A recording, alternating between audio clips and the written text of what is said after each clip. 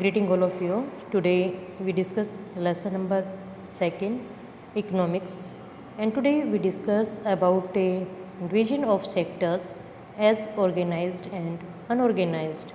Last day we discussed about Manrega, so keep it continue.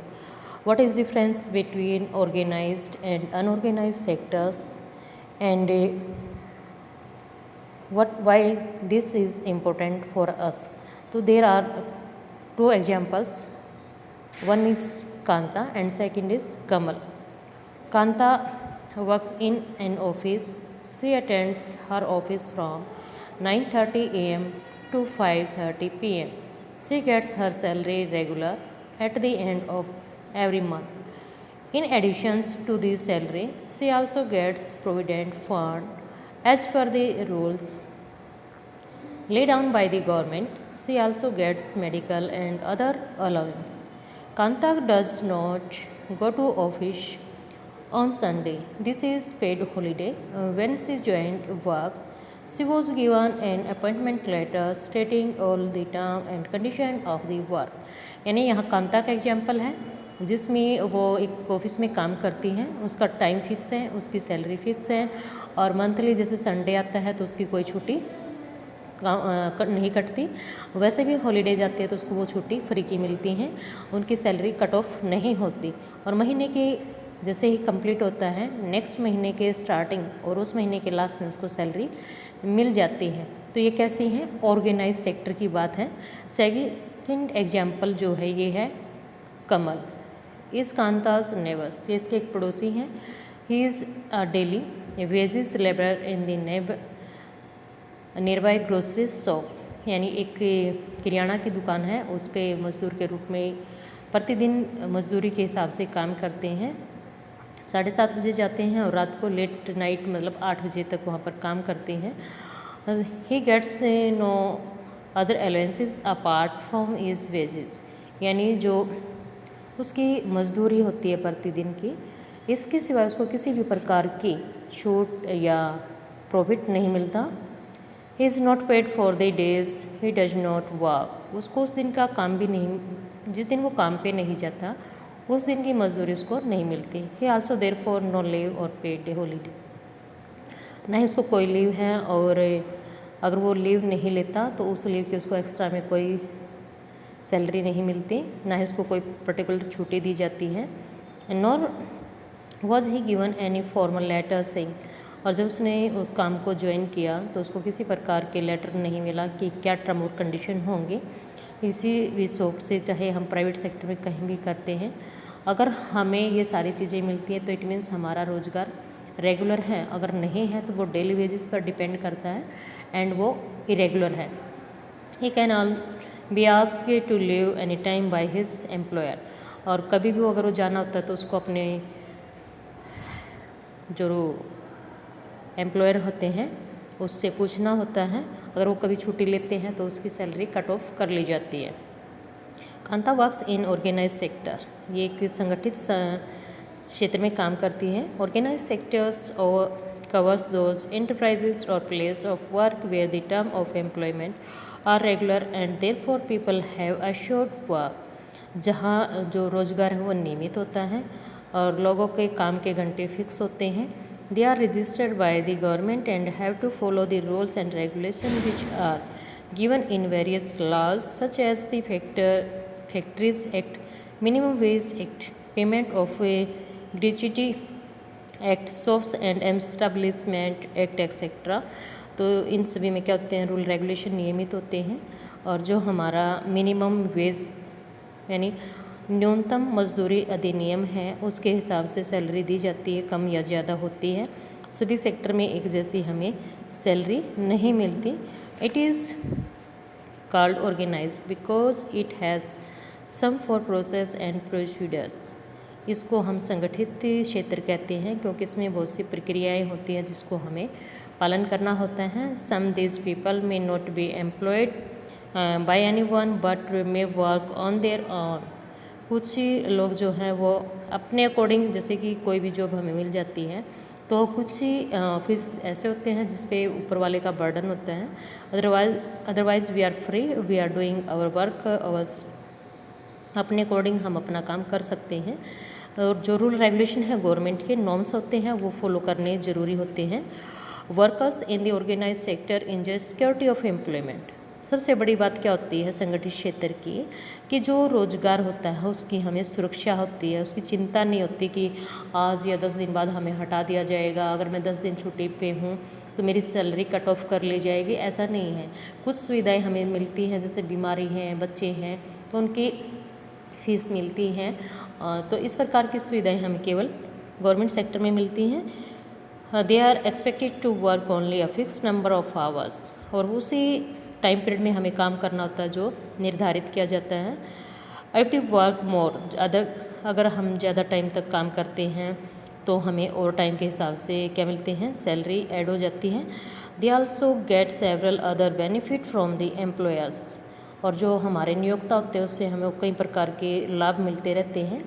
What this benefit, किस प्रकार के benefit होते हैं ये, जैसे कि they get paid leave, payment during holidays, provident fund, gratuity, ये सभी हमें मिलते हैं। जैसे कि दीपावली है, दीपावली पे बोनस मिलना, ईयरली हमारी सैलरी इंक्रीज होना, बच्चों की फीस मिलना, हॉलीडेज, गेस्टेड हॉलीडेज या गवर्नमेंट हॉलीडेज होती हैं उनका बेनिफिट मिलता है।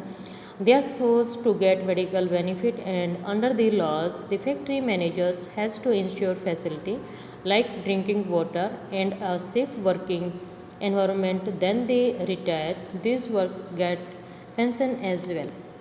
तो इसमें बहुत सारी क्या होती हैं, फैक्ट्री के जो मालिक होते हैं उनको भी कुछ सुविधाएं मिली होती हैं कि वो पानी की व्यवस्था करवाते हैं, एनवायरनमेंट सर्विस प्रोवाइड करवाते हैं, और जब रिटायरमेंट होती है तो बहुत सारे जो कर्मचारी हमको क्या मिलती है, पेंशन। ये प्राइवेट सेक्टर में भी अप्लाई होता है, बट हर प्राइवेट सेक्टर में अप्लाई नहीं होता।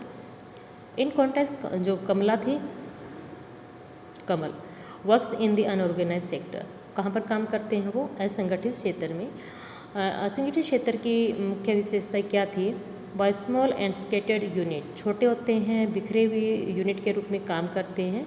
विच are largely outside and the control of the government, जिस पर सरकार का कोई नियंत्रण नहीं होता।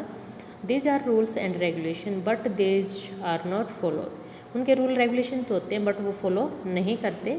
कागज़ से जो होते हैं उन पे सब कुछ गवर्नमेंट की तरह राइट डाउन होता है, बट फॉलो नहीं किया जाता, और ना ही सैलरी उस हिसाब से दी जाती है। Job are here low paid and often not regular, जो जॉब होती हैं कम मजदूरी उन पे दी जाती है। मान लो कोई 20,000 रुपये ले रहा है, दूसरा एम्प्लॉय आ जाता है और वो ये कहता है 15 या 16,000 में मैं सेम वर्क करूँगा, तो इट मीन्स 20,000 वाले को हटाकर 16,000 वाले को ले लेते हैं, तो ये रेगुलर जॉब नहीं होती। There is no provisions for overtime, overtime का कोई प्रोविज़न नहीं है। Paid leave, holidays, leave due to sickness etcetera, तो इस प्रकार की सुविधा उनको नहीं मिलती। एम्प्लॉयमेंट इज़ नॉट सिक्योर, उनका जो रोज़गार है वो सुरक्षित नहीं होता। People can be ask to leave without any reasons, और बिना पूछे या बिना बताए जो रोज़गार में लगे हुए उनको हटा दिया जाता है। When there is less work, कम काम होता है, such as during some seasons some people may be ask to leave, तो कुछ लोगों को जब काम कम होता है तो हटा दिया जाता है, और जैसे ही वर्कलोड बढ़ता है तो नई अपॉइंटमेंट कर लेते हैं। A lot also depend on the visions of the employer, किस पे डिपेंड करता है, जो नियोक्ता होता है उसके ऊपर डिपेंड करता है कि वो अपने बेनिफिट को ध्यान में रखते हुए ही नए को लगा सकता है, पुराने को हटा सकता है। This sector include a large number of people who are employed on their own doing small jobs such as selling on the street or doing repair work. इसके साथ साथ कुछ ऐसे छोटे काम करने वाले लोग भी होते हैं, गलियों में सब्जी या दूसरा सामान बेचना, और जैसे रिपेयरिंग के वर्क करना, शूज़ रिपेयरिंग होती हैं, आपके फर्नीचर रिपेयरिंग हो सकता है। Similarly farmers work on their own and hire labourers as when they require, जैसे कि फार्मर हैं अपने खेतों में हम काम करते हैं, बट जैसे ही कटाई और बिजाई का टाइम होता है, मोर लेबर की हमें ज़रूरत होती है, तो हम किराए पर लेबर मज़दूरों को ख़रीद लेते हैं और वो जितनी हमें ज़रूरत होती है उनको उनसे काम करवाया जाता है। तो इस प्रकार से ये डिफरेंस यहाँ पर दोनों के बीच में रहता है। How to protect workers in the unorganised sector, यानी जो असंगठित क्षेत्र होता है इसमें जो कार्य करने वाले होते हैं किस प्रकार की सुरक्षा वो चाहते हैं। The organised sector offers job, जो संगठित क्षेत्र है उसमें जो हम जॉब मिलती हैं are the most sought after, सुरक्षित होती हैं, but the employment opportunities in the organise sector have been expanding very slowly. लेकिन क्या देखते हैं कि जो संगठित क्षेत्र होता है इसमें जो रोजगार के अवसर हैं उनकी प्रोसेस काफ़ी धीमी होती हैं, कई साल लग जाते हैं, वैकेंसी आती हैं, अप्लाई करते हैं, टेस्ट, फिर वो कैंसिल, तो एक लंबी प्रोसेस के बाद, और पॉपुलेशन ज़्यादा है तो हर किसी को गवर्नमेंट जो है जॉब नहीं मिल पाती या ऑर्गेनाइज सेक्टर में काम नहीं मिल पाता। It is also common to find many organise sector enterprises in the unorganised sector, और जो बहुत सारे क्या हमारे संगठित क्षेत्र हैं वो किसकी तलाश में भी हैं, अनऑर्गेनाइज सेक्टर की तलाश में रहते हैं। कई बार क्या होता है सिचुएशन ऐसी आ जाती है कि ऑर्गेनाइज सेक्टर में भी हमें डेली बेसिस पर मजदूर रखने पड़ सकते हैं। फॉर एग्जांपल जैसे गवर्नमेंट टीचर हैं, आप देखोगे हरियाणा दिल्ली में गेस्ट टीचर लगे हुए हैं, काम तो सेम कर रहे हैं बट कंपैरिजन जो परमानेंट टीचर होते हैं उनके कंपैरिजन में उनको सैलरी और सुविधाएं थोड़ी कम होती हैं, तो गवर्नमेंट को फ़ायदा होता है। They adopt such strategy to evade taxes and refuse to follow laws that protect labourers, तो वो क्या करते हैं कुछ ऐसी विधियाँ, ऐसी रचनाएँ, ऐसी योजना बनाते हैं जिसमें जैसे टैक्स को देना और जो नियम होते हैं उनको पालन करने से मना कर देना। As a result a large number of workers are force to enter the unorganised sector job, यही कारण होता है कि बहुत सारे जो मजदूर हैं और कार्य करने वाले हैं उनको मजबूर किया जाता है असंगठित क्षेत्र में काम करने के लिए, विच पे अ वेरी लो सैलरी। जब कोई गवर्नमेंट सेक्टर में हमें काम नहीं मिलेगा तो इट मीन्स अपनी नीड्स को पूरा करने के लिए हम प्राइवेट सेक्टर, अनऑर्गेनाइज सेक्टर में भी काम करते हैं और बहुत कम सैलरी हमें वहाँ पर मिलती है। दे आर ऑफन एक्सप्लॉइटेड, शोषण होता है, नॉट पेड और फेयर वेजेस। मान लो गवर्नमेंट ने मिनिमम वेज 500 रुपये निर्धारित की है, लेकिन हम देखते हैं 200, 250, 300 रुपये मिलते हैं और लेकिन फिर भी हम चुप होकर उस काम को कर रहे होते हैं। क्यों? क्योंकि हमारी नीड्स पूरी नहीं हो रही और हमें दूसरा अल्टरनेट दिखाई नहीं दे रहा। देर अर्निंग आर लो, उनकी जो इनकम है कम होगी, नॉट रेगुलर, नहीं वो नियमित होती हैं। These jobs are not secure and have no other benefit, उनको किसी प्रकार की कोई सुरक्षा नहीं होती, किसी प्रकार के कोई लाभ और भत्ते नहीं मिलते, लेकिन फिर भी क्या है एक मजबूरी है कि हम उसमें काम करते रहते हैं। Thank you, have a nice day.